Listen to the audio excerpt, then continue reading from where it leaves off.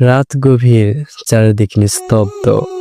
একজন বৃদ্ধ নবী, যার চোখ দুটো অশ্রুতে ভিজে গেছে, আকাশের দিকে তাকিয়ে কাপা কণ্ঠে বলছেন, হে আমার রব, আমি শুধু তোমার কাছে আমার দুঃখ আর কষ্টের কথা বলি। তার বুক ভরা বেদনা, কিন্তু মুখে কোনো অভিযোগ নেই। ছেলে হারিয়ে গিয়েছেন, বহু বছর হয়ে গেছে। মানুষ ভাবে তিনি ভুলে গেছেন, কিন্তু না। প্রতিটি রাত, প্রতিটি সিজদা, প্রতিটি দোয়া এক ছেলের নামই ভিজে থাকে। এই ধৈর্যের নাম হযরত ইয়াকুব আলাইহিস সালাম। এই ভালোবাসার নাম পিতার হৃদয়। এই কাহিনীর নাম সবরের এমন এক ইতিহাস, যা কিয়ামত পর্যন্ত মানুষকে কাঁদাবে। তো দেখতে থাকো আমার প্রিয় দর্শকগণ, শুনতে থাকো এই রোমাঞ্চকর ভিডিওটি। গল্প। হযরত ইয়াকুব আলাইহিস সালাম ছিলেন হযরত ইসহাক আলাইহিস সালামের পুত্র এবং হযরত ইব্রাহিম আলাইহিস সালামের নাতি, অর্থাৎ নবুয়তের এক পবিত্র পরিবারে তার জন্ম। ছোটবেলা থেকে তিনি ছিলেন নরম হৃদয়ের, গভীর চিন্তাশীল এবং আল্লাহ ভীরু একজন নবী। আল্লাহ তাকে নবুয়ত দান করেন এবং তিনি বনী ইসরায়েলের মানুষের হেদায়েতের পথে রাখতে থাকেন। কিন্তু তার জীবনে সবচেয়ে বড় পরিচয় ছিল তিনি ছিলেন একজন পিতা, এবং তার জীবনে সবচেয়ে বড় পরীক্ষা এসেছিল তার সন্তানের মাধ্যমে। ইয়াকুব আলাইহিস সালামের অনেক সন্তান ছিল, কিন্তু তাদের মধ্যে একজন ছিল আলাদা। নরম চেহারা, উজ্জ্বল চোখ, কিন্তু শান্ত স্বভাব। তার নাম ইউসুফ আলাইহিস সালাম। ইয়াকুব আলাইহিস সালাম বুঝতে পারতেন এই ছেলের মধ্যে আল্লাহ বিশেষ কিছু রেখেছেন। তিনি তাকে খুব ভালোবাসতেন, শুধু আদর না, তিনি তার মধ্যে নূর দেখতেন। একদিন ছোট ইউসুফ আলাইহিস সালাম দৌড়ে এসে বলল, আব্বা, আমি স্বপ্নে দেখেছি 11টা তারা, সূর্য আর চাঁদ আমাকে সেজদা করছে। ইয়াকুব আলাইহিস সালাম চমকে উঠলেন। এটি সাধারণ স্বপ্ন না, এটি ভবিষ্যতের ইশারা। তিনি ছেলেকে বুকে জড়িয়ে বললেন, বাবা, এই স্বপ্ন তোমাদের ভাইদের বলো না, তারা বুঝবে না। আর শয়তান মানুষকে একে অপরের শত্রু বানায়। কিন্তু ততদিনই দেরি হয়ে গেছে। ইউসুফ আলাইহিস সালামের ভাইয়েরা লক্ষ্য করত তাদের বাবা ইউসুফকে বেশি ভালোবাসতেন। শয়তান ধীরে ধীরে তাদের মনে বিষ ঢেলে দিল। তারা বলতো, আমরা তো অনেকজন, আমরা শক্তিশালী, তবু আব্বা এই ছেলেকেই বেশি ভালোবাসে। একদিন তারা ভয়ঙ্কর পরিকল্পনা করলো, চলো ইউসুফকে সরিয়ে দেই, তাহলে আব্বার ভালোবাসা শুধু আমাদের জন্য হবে। কেউ বলল হত্যা করো, কেউ বলল দূরে ফেলে দাও। শেষে সিদ্ধান্ত হলো একটি গভীর কূপে ফেলে দেওয়া হবে। তারা ইউসুফ আলাইহিস সালামকে নিয়ে গেল মাঠে খেলার কথা বলে। ছোট্ট ইউসুফ আলাইহিস সালাম জানতো না তার নিজের ভাইয়েরাই তার ভাগ্য বদলে দিতে যাচ্ছে।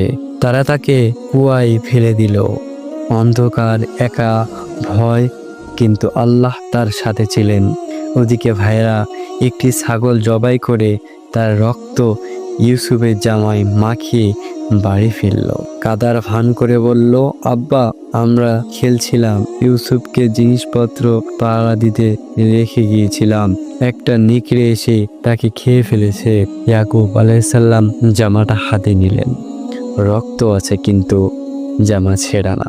একজন নবীর হৃদয় বুঝে গেল এটি মিথ্যা। তিনি আকাশের দিকে তাকিয়ে শুধু বললেন, না, তোমাদের মন তোমাদের জন্য একটা কাজ সুন্দর করে দেখিয়েছে। এখন আমার করণীয় সুন্দর ধৈর্য, কোনো চিৎকার না, কোনো বিষাপ না, শুধু সবর। ইউসুফ আলাইহিস সালাম হারিয়ে গেলেন। বছর কেটে যায়। প্রতিদিন রাতে ইয়াকুব আলাইহিস সালাম সিজদায় পড়ে কাঁদতেন। মানুষ বলতো, এত বছর পরেও, কিন্তু বাবার হৃদয়ের সময় থেমেছিল সেই দিনই। তিনি বলতেন, আমি আমার দুঃখ আর কষ্টের কথা শুধু আল্লাহর কাছে বলি। কাঁদতে কাঁদতে এক সময় তার চোখের দৃষ্টি দুর্বল হয়ে গেল, কিন্তু তার আশা অন্ধ হয়নি। তিনি জানতেন আল্লাহ কখনো নবীর স্বপ্নকে মিথ্যা করেন না। ইউসুফ আলাইহিস সালামের আপন ছোট ভাই ছিল বেনিয়ামিন। ইয়াকুব আলাইহিস সালাম এখন তাকে বুকে আগলে রাখতেন, কারণ তিনি একবার হারিয়েছেন। এদিকে দুর্ভিক্ষ শুরু হলো। খাবারের জন্য ছেলেরা মিশরে যেতে বাধ্য হলো। ইয়াকুব আলাইসাল্লাম বললেন, বেনিয়ামিনকে নিয়ে যেও না। কিন্তু পরিস্থিতি এমন হলো যে তাকে পাঠাতেই হলো।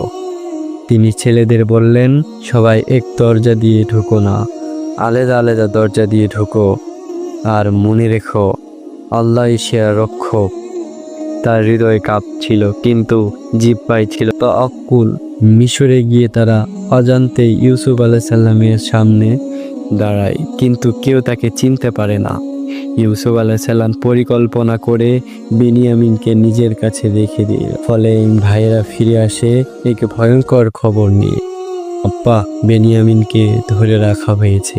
এই খবর শুনে ইয়াকুব আলাইসাল্লাম ভেঙে পড়লেন। তার পুরনো ক্ষত আবার রক্তাক্ত হলো। তিনি মুখ ফুরিয়ে কাঁদতে লাগলেন। এত কাঁদলেন যে তার চোখ সাদা হয়ে গেল, দৃষ্টিশক্তি প্রায় চলে গেল।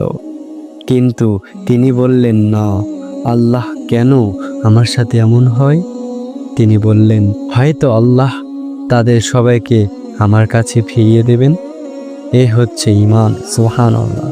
এ হচ্ছে নবীদের ঈমান। শেষমেশ ইউসুফ আলাইসাল্লাম নিজেকে প্রকাশ করলেন। ভাইয়েরা হতবাক, লজ্জায় মাথা নিচু। ইউসুফ আলাইসাল্লাম বললেন, আজ তোমাদের উপর কোনো অভিযোগ নেই, আল্লাহ তোমাদের ক্ষমা করো। তিনি নিজের জামা দিয়ে বললেন, এটি নিয়ে গিয়ে বাবার চোখে মুখে লাগাও।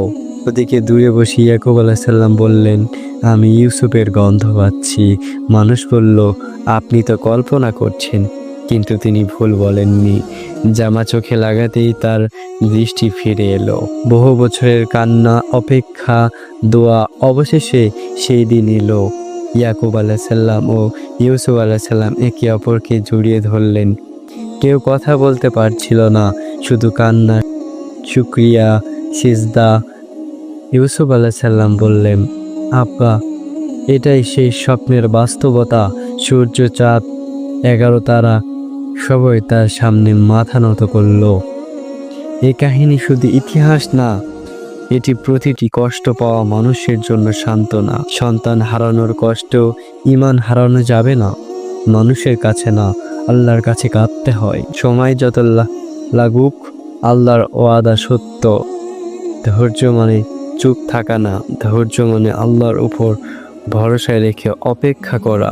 যখন তোমাদের দোয়া কবুল হতে দেরি হয়, যখন মানুষ তোমাকে ভুল বোঝে, যখন প্রায় কিছু হারিয়ে ফেলো, তখন ইয়াকুব আলাইসাল্লামকে মনে করো।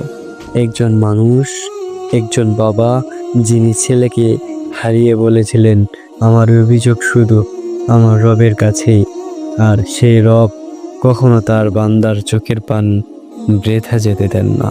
আমার প্রিয় দর্শকগণ, আমরা সবসময় আল্লাহ তাআলার উপর ধৈর্য ধারণ করব, সবর করব। আল্লাহ আমাদের সবাইকে বোঝার তৌফিক দান করুন।